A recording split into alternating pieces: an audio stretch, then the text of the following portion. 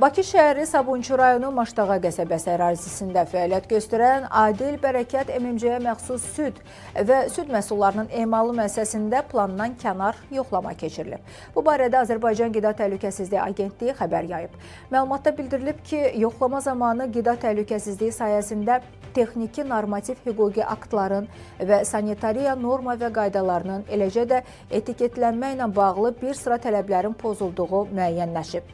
Bundan başqa, ambarda döşəmə səthlərinin tamlığının pozulduğu, qida ilə təmasda olan səthlərin təmirsiz olduğu, pasterizasiya avadanlıqlarının və pendir saxlama qabların korroziyaya uğradığı, süd məhsullarının antisanitar şəkildə saxlanıldığı, qida məhsulları ilə təmasda olan alət və avadanlıqların yararsız vəziyyətdə olduğu, pendirin hazırlanmasında xam mal kimi istifadə edilən yağların üzərinin açıq şəkildə saxlanıldığı və digər nöqsanlar aşkarlanıb.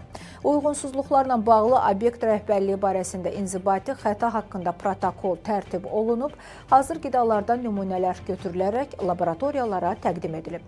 Eyni zamanda nöqsanlar aradan qaldırılana qədər müəssisənin fəaliyyəti məhdudlaşdırılıb.